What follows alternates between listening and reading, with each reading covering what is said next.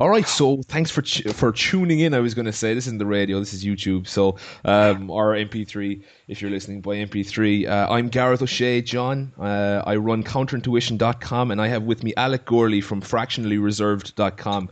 Thank you so much for joining me, Alec. No problem, Gareth. Great to be here again. Cool. So the topic I wanted to discuss today was the light and non-controversial subject of abortion. Uh, maybe I Great. should start We're with tuning a in and discussing it.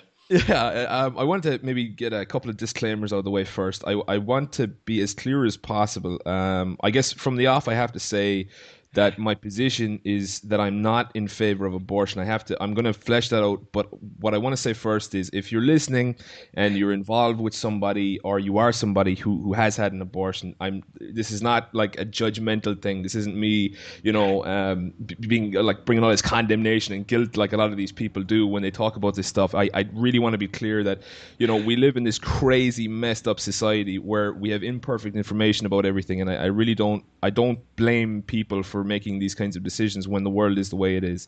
And so kind of what we want to do with I'm doing with counterintuition, what Alec's doing with fractionally reserved is really helping people kind of arrive at conclusions logically and through rational thought, and not out of guilt and not out of I don't want people to find out I did this and all, just this horrible emotional crap that people try and do to get one up on each other. And so I just want to say that if you're listening, I don't want you to be put off by, look, these are my opinions. And I don't want them to come across like, you shouldn't do this, you shouldn't do that. I'm going to go the reasonable, rational approach, and I don't expect anybody to have done that already. So, because they haven't really. When you listen to the debate in the media, it's so irresponsible. I mean, even me not agreeing with abortion in general, I could still make a better argument for it Yes. than people do in the media, and I could certainly make a better argument against it than people in the media, and that includes all these family groups and churches and all these. I mean, I think it's disgraceful how the issue has been handled, because nobody is taking a rational approach to it. Nobody's looking at that morality from a first principles type situation where we can all agree there's like a universal thing. Like, we have gravity, no one disagrees with gravity. We don't have a debate about gravity. I think it's the same thing. We really shouldn't be having a debate about abortion. The only reason we would have this prolonged, sustained debate is when both sides have got to have something wrong. Because nobody, at some point, people are going to have to say, "Oh, wow, okay, so this side has this bit right, this side has this bit right," and consolidate and get some kind of an argument out of it. But it's absolutely impossible with the current polemic. It's just completely ridiculous. So anyway, so that's my ridiculously long disclaimer out the way. And with that said, I'm just going to make a couple of points, and then Alec, if you want to give me your Yeah. feedback, man, and just tell me what you think of that. Am I off base? Am I what? I know you've read in the book that actually let me do a shameless plug as well while I'm at it. While I'm still talking, I might as well. What Civic Duty is a book I just released. It's online. I got a second edition coming soon. I'll leave a link in the description on YouTube and also on the website. But from that book, I have one chapter called "My Mother Was a Kidnapper." And I think this is a kind of a unique approach to the parental situation, the typical relationship between a parent and their child. I think in every engagement in society is more or less, when we say it's legitimate, it's voluntary. You go to a friend's house, you hang out, it's because you want to. If you don't like your friends, you leave. Pretty much your job, you go there because you want to work, or maybe you don't necessarily want to work, but you want to get paid or whatever it is, you get to leave. Whereas when you're a child, you can't leave. You don't pick that. And there's that argument. Kids come up with it when they're going through their rebellious phase or whatever, and they say, I didn't ask to be born, I didn't ask to have you as my parent, whatever. Sure, that might be an ungrateful thing to say, but at the same time, it's completely true. They really didn't. So we really can't hold it against them when they make a statement that it's quite a discovery to realize that the one thing you have to go through in life that is absolutely essential yet is also coercive is birth. And Yeah. so as a parent, if you recognize that, you really, I mean, it would I think it would make parents treat kids a lot differently if they were to think about, oh my goodness, I basically just brought someone into this world without their consent, and now everything that happens to them from here on. Now, life is, I mean, obviously life is incredible, it can be wonderful and all this kind of stuff, but it still doesn't negate the fact that the child never asked to be born, so they're in this coercive situation, and so it's your job as a parent to make it as comfortable as possible. And so with that in mind, abortion as a decision, when you and this is rape excluded, of course. I mean, we're not talking about when the woman has been aggressed upon. We'll get to that in a bit. But just in a situation where a woman becomes pregnant through the choices that she makes, that you're bringing a child, you're creating a life, and now you're basically kidnapped somebody.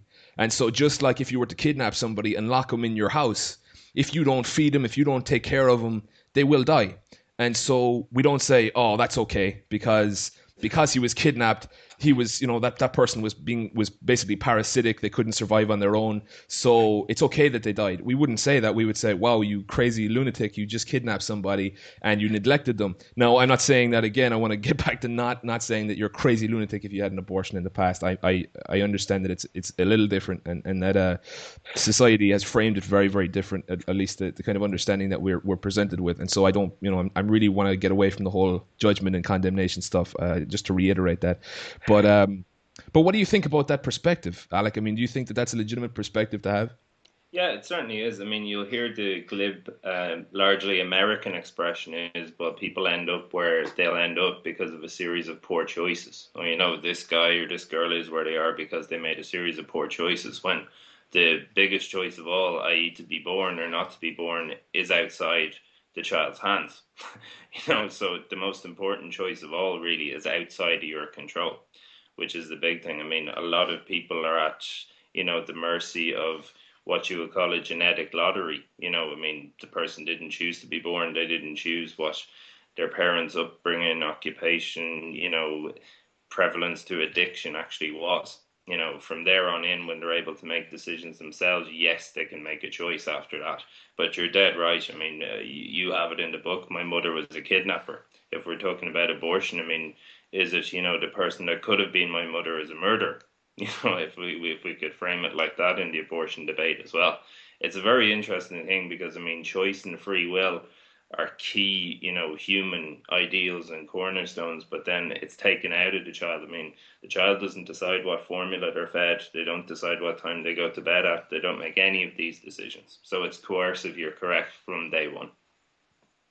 Okay, cool. Because then, like, what I wanted to get to was obvious solutions then, and it's only obvious when you take it from the standpoint, when you look at the perspective of what morality is, how do we decide what the right thing is, how do we decide what the wrong thing is. It's not just a series of feelings that we have, and or how many people it will benefit. I mean, we don't make moral decisions based on how many people it will benefit, or just because it feels good or feels bad or whatever. There is a rational way of determining morality, and it must be a universal thing too. So I just, I think a lot of people, they don't have the confidence to understand that if we just spend a little bit of time just digging through the facts here and digging through the thought processes, we can arrive at something that we can all agree on, and everybody can win out of it. And I think I've come up with that. I'm not saying other people haven't, but I haven't heard it. I really haven't heard. And not, No. I this is what I'm saying. I think it's absolutely disgraceful that the current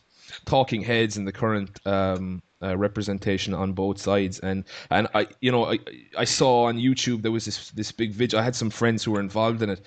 Actually, this could go down another rabbit hole altogether, but there's always that danger when we're talking anyway. But it was this pro-life vigil where I think it was in Dublin, about a month ago or maybe 6 weeks ago or something like that. A bunch of people turned out. It was like, I don't know, it's crazy. Was it 50,000 people or 150,000 people or something like that? And I have a good few friends who were involved. Some Christians, some atheists, and they were on the. Actually, they weren't on both sides. They were kind of mixed. The Christians, obviously, on the pro-life side, and the atheists were kind of mixed, or agnostics. And so, which is I think is really. It's nuts to me because it's not a religious issue. It's not No, it really shouldn't come down to that. It's not, and no, it's that's what right. the danger is that it's that feeling stuff. It's like, oh, we shouldn't do this because, or and Yeah, there is no rational process. But yeah, so I saw this video on YouTube. They were filming it, and I just saw these thousands of people gathering, and they were gathering around the Dáil. They were gathering around the government, or was it the Dáil or some government building? They were no, gathering right. around to protest. It was on Kildare Street. You're dead, right? And yeah, I mean, what came to Um, mind, I was almost in tears, man, when I saw it because I'm looking at all these people who are so motivated, and what in the world are they doing there? Well, how is that where the solution is? I mean, I can just picture this Monty Python skit, where there's this government representative or this government leader, and he's got this pen and this piece of paper, and he's like waving it over the paper, and the guys on one side are saying, no, no, no, don't write that down, don't write down that it's okay to, to do that, and then the other side are like, no, do, and he's raising the pen, and they're all like, I could just imagine this skit where this magical pen and this magical piece of paper is able to just completely rewrite the laws of morality. I yeah, mean, it's good scratch. Yeah. yeah, there's nothing immoral about writing on a piece of paper. I have a notepad right here. I can say abortion is okay. I can write that down, and there's nothing immoral about that. That's just me Yeah. doodling on a piece of paper, right? Now, if someone was to read that piece of paper and say, "Oh, abortion is okay," and then they go out and they do it, and they help someone do it, or they're a doctor or whatever. Well, they're the ones who are responsible. I don't see how going to somebody who's writing on a piece of paper is gonna change the moral rules. I mean, it's just some guy. It's just some guy in Dublin writing on paper. I don't understand what the big deal is. I think you're dead right. I mean, I think it's back to this kind of people is sheeple debate. Yeah, I yeah. mean, just to be that led. I mean, there is a major issue with the amount of scope that religion has in debate. Religion should have no place in this debate. And with both sides of the argument, I think you're dealing with a certain level of fundamentalism, Mhm. which is really, really dangerous, because I mean you're dealing with dogma there, which should play no part in personal decisions in the first place. I mean, yeah, you're well aware. I mean, if you take it from a libertarian point of view, libertarians would say you can do whatever you want with your own mind or your own body as long as you don't harm anybody else. And then this is where the issue becomes thorny because then you're like, well, if it's I can do whatever I want as long as I don't harm anyone else, well, then you're through to the question, where does life actually begin?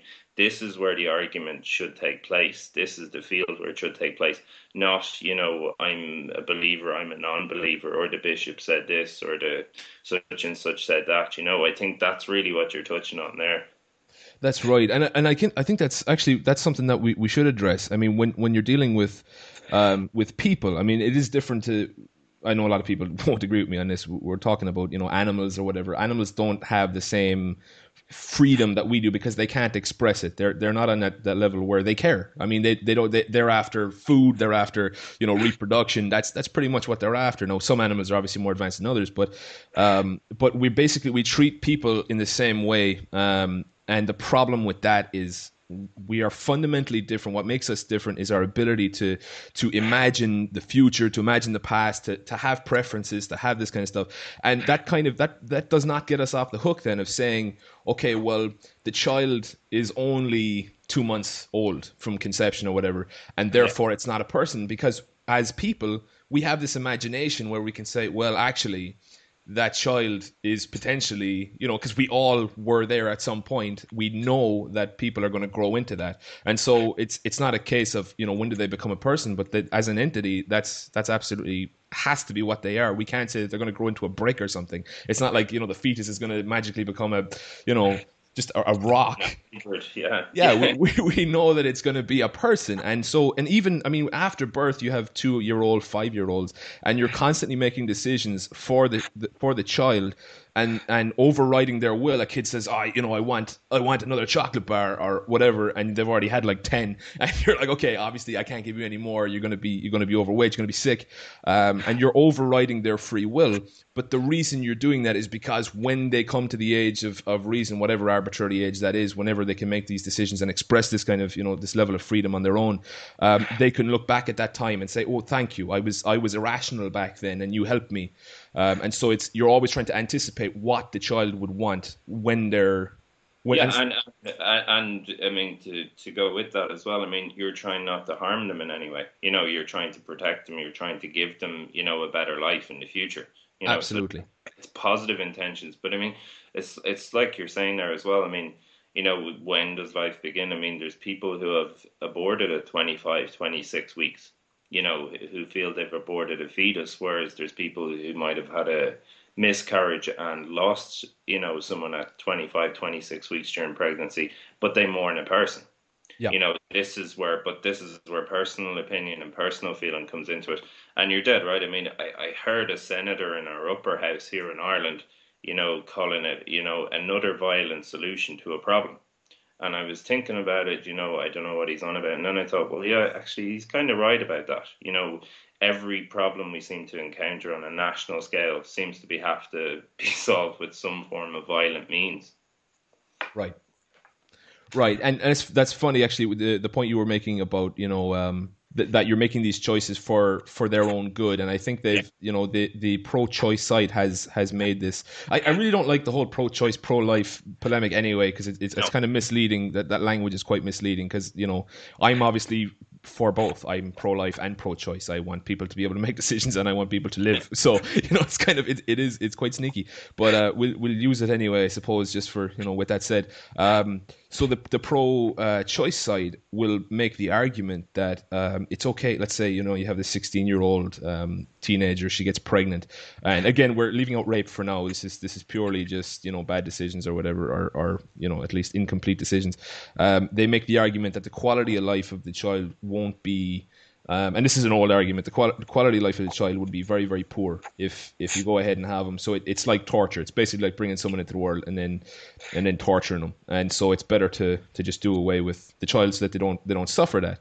And of course, the argument really, I mean, from a moral standpoint, is, well, that would be a scale. Then you could do that with anybody. Then I mean, you could say, let's just kill homeless people, let's kill old people, let's just, there is no principle place to stop. The only reason you would make that argument is out of this feeling that, oh well, okay, let's help this mother out, or let's help this kid out, and it's not a moral thing. I feel like that's a good idea, but that's not real. There's no way you could point out that this child is going to have a poor quality of life. If you can't, or what contribution they're going to make to the world. Exactly. And my parents, my mother, for example, she had both her parents die when before she was the age of 10 or something, even less, and they had no money. And like by today's standard, you could say, oh wow, well, all her brothers and sisters should have been aborted at birth because they had this horrible, this horrible childhood. But now, I mean, look, she's flying it. I mean, her and her brothers and sisters are doing very well, and I'm here, of course, as well. I wouldn't be here if it wasn't for that. So I'm happy that the argument wasn't raging on back then. But yeah, so. I think there's a lot of contradictions, in the argument as well. We have one where, we're discussing whether or not, it's legitimate to end life. Maybe some people would say before it begins, when people who do have free will and free choice, who have a terminal illness, can't end their own life.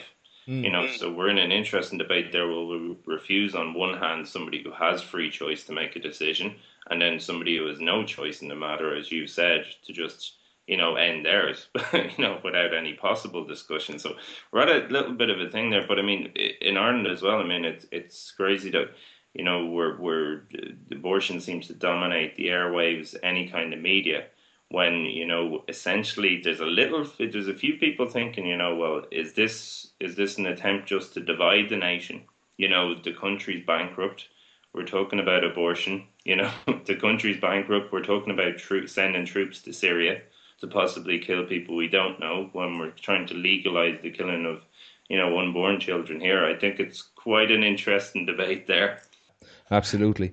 I wanted to talk about the solutions, because we know that if you were to make it illegal, okay, or if you were to make it legal, either way, if people desire a thing, there's going to be a market for it. We know how that works, because the Austrian Insight talks about how the legislation cannot stop human action. It alters it, it augments it. But if you want something, a black market will arise. And so, like we had in the States with Prohibition, that's where the mafia came from. They were able to sell bootleg liquor at 10 times the price, and it was, of course, highly potent and really, really bad. And so the mafia got their start that way through all the taboos. Like it was prostitution, because that was illegal illegal also, and they were able to make serious money because people wanted that stuff. So people want abortion in Ireland. So even if it's kept illegal, it's not going to solve the problem of abortion. Of course, with the X case, the lady was going to England, as has been the Yeah, historical thing in Ireland. Ladies have always gone to England to get it done over there. Or what is that? There's that ship that pulls up in the dock. that's I right. don't know. In international waters. Yeah, yeah. International waters, right? So, but now the problem with that is that because it's a black market, because you can't, if something goes wrong and the equipment isn't disinfected or whatever, and they use the wrong procedures or whatever. I mean, it's all, as far as I'm concerned, it's all fairly barbaric anyway. But if something went wrong during a procedure, they couldn't go to court, and so you have these doctors who are completely free from any kind of repercussions, and that way they're gonna augment how they spend their money, and they're gonna keep a lot more of the profit, not reinvested into stuff that'll keep them from lawsuits.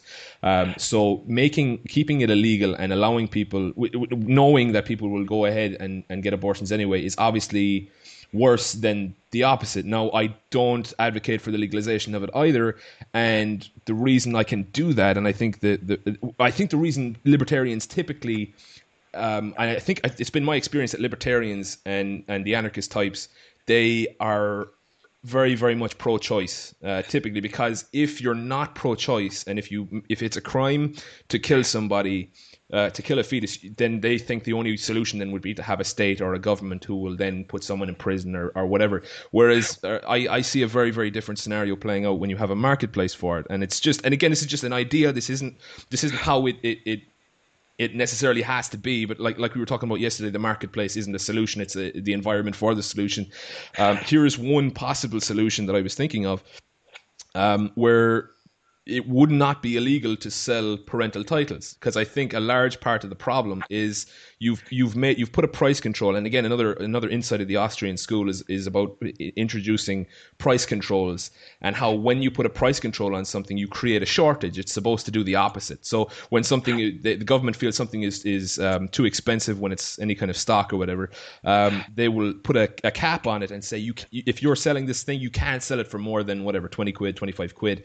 And so the idea is that people who don't have a lot of money will be able to buy it. But the problem is, because it's now cheaper than the market would have set it, people buy more than they need. And so it runs out immediately. And so you have the shortage. So a price control, and in abortion, with the case of children, you have a very similar situation, where if you make it illegal to sell parental titles, which it is, if you don't want to have a child but someone else wants to have a child, you can't sell the parental title to the child. Now, I'm not advocating selling the child. You can't own a child. They're a person. So, but you have a parental title as a parent. That's something you own. You own the parental title. You own the ability to make their decisions as a guardian, to protect them. And if you don't feel you're up to that, or you simply don't want to be up to that, then you should be able to sell that title to somebody who does want that. And there are so many couples out there who can have babies. I know some myself who can't, and they would absolutely, they would love to be able to take one of these kids who's potentially up for abortion, a candidate for abortion, and say, okay, just give me the kid. I'll pay you money. I'll pay, like, the amount of money you pay the state to go through the adoption process. When what the state has done is basically claimed ownership of all children. They say that, okay, if a child is neglected, we take them and then we allocate them to a foster home or whatever, but you can't profit on it. And I know that sounds a bit distasteful. I do want to fix that, but I want to maybe have you chime in there and tell me what you think of that before I do. Yeah, I mean, I would suggest the market you were talking about, it probably already exists, and probably already exists in a black market fashion. Like we were just discussing there. I mean, a parental title to take care of a child. I mean, there are plenty of people in ownership of parental titles who aren't in a fit position to do that. But I mean, there are a lot who would like to be in that position who simply can't, and therefore a market for a parental title, I don't see an issue with that. Now, the problem with that is the state wouldn't have involvement in that issue. If you could do that, I think you're opening the door where, if we think about it, if you start with the state opening, owning all children, well, then obviously the state still has the right to take away a child from somebody as well. They would still have the parental title, but their rights, as we've seen through, Department of Social Welfare, etc., can take that child from someone who has parental title anyway. So if the state can take parental title or shift parental title from people, well, then of course individuals should be able to do that too. That's a very good point. That's a very good point, actually. Yeah, and there is. I remember discussing it with somebody. I introduced the idea to them that um, we should allow people to sell parental. No, we'll talk about some of the objections to it in a second, but because there's obviously quite a few. But if you were to enable people and just make it okay, just have it so that it's okay to sell a parental title. Well, this guy was saying, but you'd have to have some kind of oversight. And of course, I said, well, in the marketplace, you'd have no better oversight than, solicitors looking to break a case. You'd have newspapers looking to make a story. You'd have competing, I guess there would be arbitration agencies looking for dirt on their competition to say, look, these guys are, are doing it wrong. They're just grabbing kids. I don't want to get to the objections quite yet, but he said, but then he went on to say that, there was somebody involved in Russia where it was some mafia in Russia were selling children out of Russia, and they adopted a child from Russia because going through the state process was like a 6-year deal, and it's like 20 grand or whatever. And there's all these kids who are meanwhile getting old, and and need parents, and so these guys are actively engaged in grabbing kids out of orphanages and sending them across the sea. And of course, I mean, it's dreadful that this happens in secret, but this is the black market that happens in the absence of the free market, and it's like a compromise. The black market is. Sorry, what was that? Yeah. Yeah, and in most cases, the outcome in that situation is better for the child. Well, of course, but the issue is, and the problem is that it's because it's the black market. There is no regulation, and of course, people say, and I'm not talking about government regulation, I'm talking about market regulation. But people look at the black market and say, well, we don't want to have that. If we make it okay, we're going to have all these mafia running around. I'm like, no. The issue is we have mafia running around right now. This is how we fix that. It's the violent bit of it, the part that you can't take them to court if something goes wrong. The fact that you can't openly compete is the problem.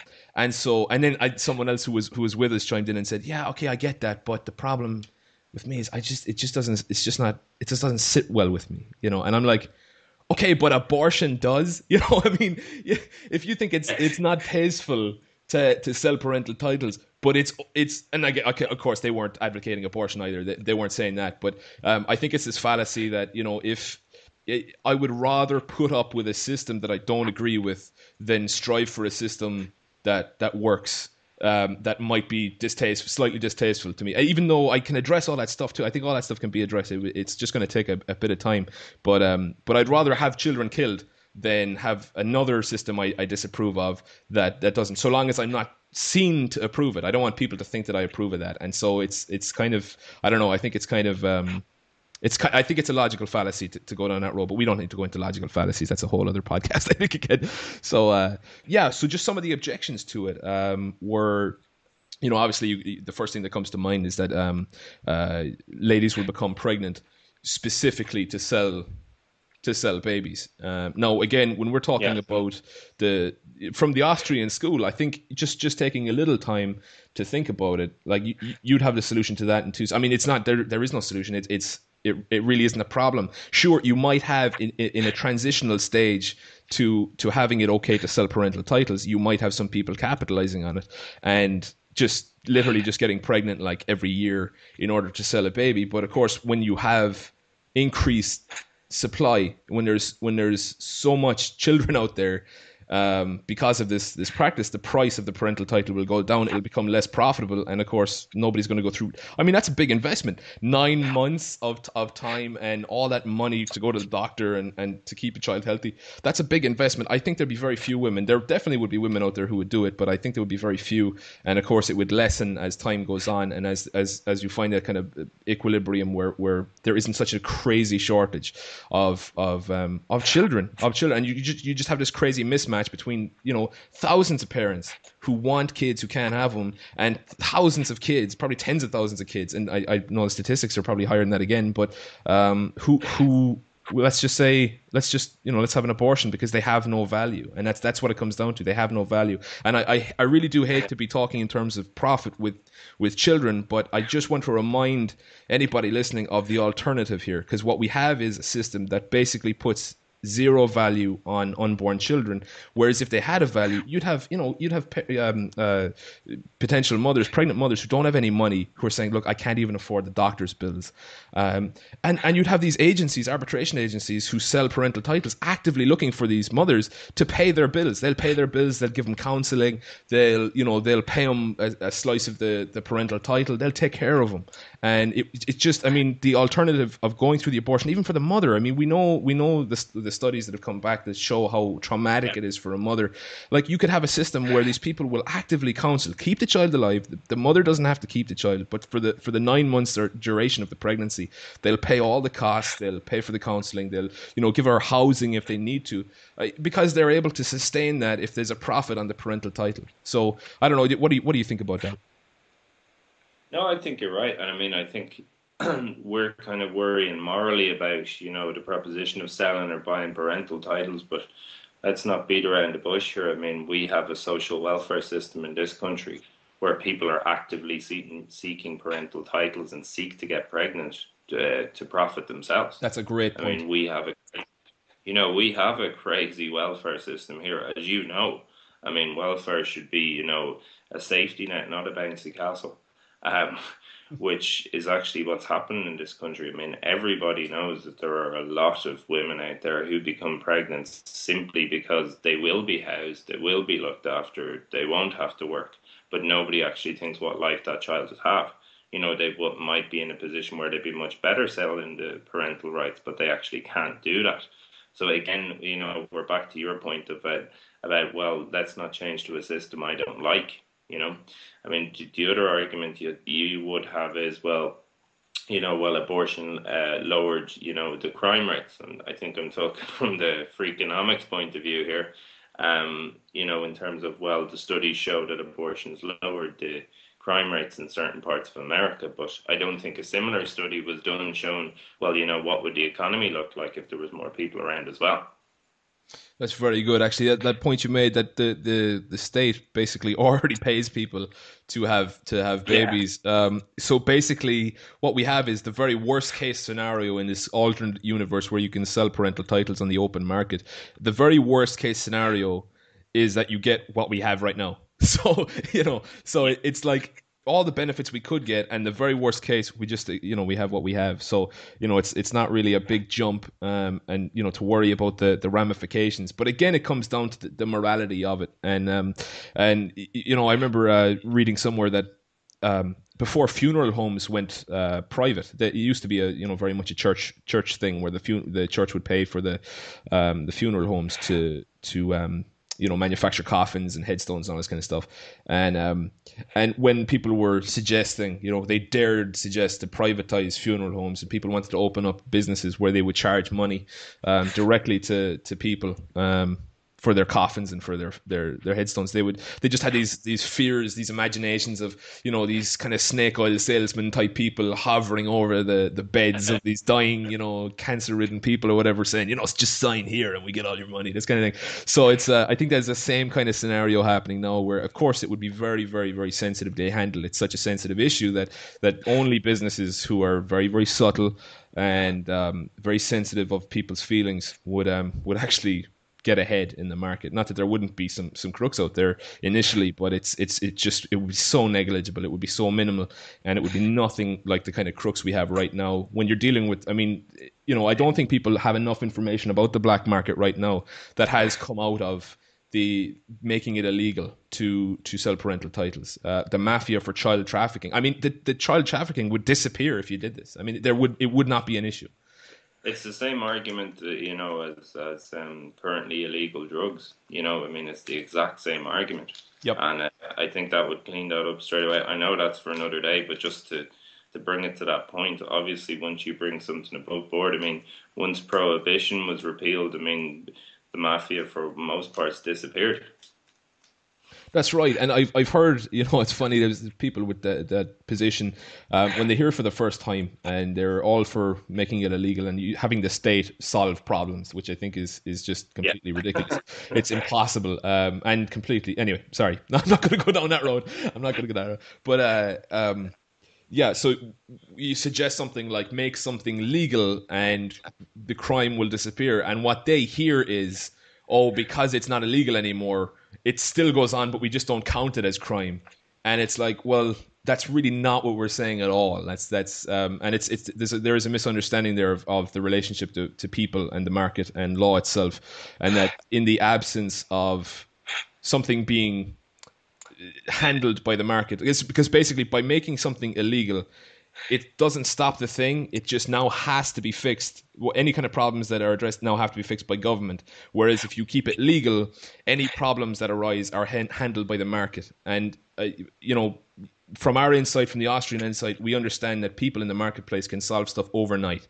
When there's that kind of profit incentive or incentive of just getting your name known or whatever. Whereas when you're in the government, it's quite the opposite. You want problems because that's the kind of thing that you can charge money for. You get Yeah, paid for problems, whereas in the marketplace you get paid for solutions. And there are a lot of very well-meaning. I really don't want to keep hammering that the government are this group of people sitting around a desk smoking cigars in this dim lit room. But a lot of people who are involved in government are very, very well-meaning people. But the system that they're in is just, I mean, it's impossible to deny that the only thing that can come out of it is yeah, problems, because that's how it's organized. It's organized in that fashion, and it's founded on violence. It's all of its income comes from forcible taxation. It comes from making laws and going out and locking people up when they disobey you and all this kind of. It's just so backwards. Like, it's just not how anybody in normal society should carry on. It's completely antisocial. So okay, I'm just going to look through a couple of my points here. I think I've covered all of them actually. That's the rape. We want to talk about another light topic there. right. In the case of rape, and again, I think we've already covered pretty much the philosophy, how to think through what is right and what is wrong regarding abortion. In the case of rape, when a woman has not consented to being impregnated, is definitely an issue. Like, because in that, and it does need to be handled different, because if it's just a case of poor decisions and it's just a case of that, well, that's something that you have to be responsible for. Whereas if somebody forcibly holds you down, whatever, that's completely different. And so it would be theoretically legitimate to have an abortion, but it Yes. would not be the best outcome for the mother. And again, if you have this market set up where, so this woman's been raped, she's obviously traumatized. Having an abortion is not going to fix that trauma, obviously, but I understand why she would just not want to go through with it, just for very, very complex emotional reasons, obviously. Just, being reminded every day or whatever. But like I said, with these arbitration agencies who have an interest in reselling parental titles, providing counseling, providing medical help for the mother, giving her a place to stay, maybe with, some other women who have been through it before. I mean, I don't see how there could be any better solution to that, to having a company who has the mother's best interests at heart because they want to resell the parental title. Whereas she goes through an abortion, then what? She's just left off, and she's going to be looking over her shoulder every night, and she's not going to be able to have a proper relationship with a man for years. All this kind of, I mean, it's all this horrible Yeah. stuff. And sure, she can get counseling, but now she has to have counseling for the rape and also for the trauma of going through with this thing that does terrible things both physiologically and mentally to her. And in a society where this debate rages on, where you're a bad person if you get an abortion, it's all these people raving at you because you've gone through with this. I mean, what does that do to a woman? Whereas if you have this market solution, there is no need for the debate. We don't even need to have a debate. It's just a no-brainer. Like, who would go and do that instead of just waiting 9 months, going through counseling and having these kind of things paid for? I mean, do you see any problem with that? I don't see any. It seems so straightforward to me. The problem I would see is, I mean, you're dealing with an aggressive action. People, it's obviously the pregnancy has forcibly happened. And if that happens, I think anyone would be in the rights, to take control of that situation and choose whatever solution they saw best. I don't think they should seek, permission from a government to do X, Y, and Z with it. The other thing is, I mean, every solution that Ireland seems to come up with involves somebody getting on a boat. Whether it's a famine or whether it's a woman wanting an abortion. We we just can't seem to get our head around this. Every solution we come up with can't involve getting on a boat or a plane or whatever you want to call it. I think people's personal in the situation where there is, that kind of forcible action and a pregnancy results out of it. I think a woman's in her rights to do whatever she feels is best for herself without relying on the state. And I think that's the real issue there. I mean, you're still bound by the legislation, but the person who may have inflicted it on you may never be, bound by the legislation. They may never be caught, etc. I think that's a really thorny issue. But again, we can't keep kicking this down the road or giving it to England or giving it to France or giving it to some other country to sort out. We need to sort out the situation here and think about it properly. That's a very good point, and I think that like in the case we discussed in the first half, where it's a result of the woman's own choice, you have basically a coercive situation where she's basically taken a child and has now kidnapped him and has the child imprisoned, him or her, and so the child is the victim of that. So for the mother to have an abortion would be aggression against the child, whereas in the case of rape, yeah, like you said, the aggression is against the woman, and the child is effectively, I mean, a non-willing but still like an invader. And we've thrown around a lot of language. It's quite, I don't want to be so insensitive, but I just want to talk on purely scientific kind of basis, or purely non-emotional. It's obviously very easy to get quite emotional about this stuff, and I'd advise anybody listening, if this language is a bit too flippant, that we don't mean it. We are human, and we have very important relationships with people. We are capable of having relationships and empathizing with people. We're not psychopaths or sociopaths. This is purely a legal thing. But yeah, but with women, you're dead right. Because the child in that case is an invader, she does have the right to make the decision what's best for her body. You're right. I mean, the one good thing about what we're doing here, or the discussion that's going on in our country, in Ireland at the moment, is at least there is a discussion from many different viewpoints, and hopefully what we're doing will bring another element to that. I mean, you have crazy things like, I don't know whether you saw this or whether anyone listening, maybe our American friends have seen this, but you had a certain state legislator in the US where they were debating a motorcycle safety bill. And suddenly the Republicans in this state house tagged on extreme legislation, and it got passed as well, banning abortion everywhere and within the state. I mean, crazy stuff. I mean, they were debating, whether you should wear a helmet or high vis gear while you're on your motorcycle, and it turned into a law banning abortion, and it's been passed as well. Wow. At least that is. I'm not sure. I could be completely wrong in terms of what state it was, so I won't mention it, but I'm sure it's there on Google. This happened a matter of weeks ago. At least whether the debate in Ireland is protracted or whether there's many different sides, at least it isn't being decided that way. Right. Well, I actually, it wouldn't surprise me. I have seen that. Well, I've only really seen it with economic bills, but I guess it makes no difference when you you have some bill that's for this relatively meaningless, insignificant thing, and then you tack on a couple of paragraphs in the end. And by the way, it's and oh, that's law now. So yeah, that's something that they do. So yeah, but I wanted to just mention as well. I'm not sure. You're aware of Walter Block? You know some of his work. Yes. Walter, yeah, you do. What he talks about is, now I'm not sure how I feel on this one. I'm still kind of thinking about it. I'm still the logistics of it, because it's quite a practical approach, and I'm not sure how I really need to work it through. But he goes into what's called evictionism. Rather than abortion, he advocates for evictionism, and that's that it's not okay to kill the child, but it's okay to evict it. And when I first heard it, I was like, okay, that's interesting. So does that mean that you can only do it at whatever, I don't know, I think 6 months, 5 months is how they can be confident. I know somebody who had a child a couple of years ago, and she was like, I don't know if she was even 6 months.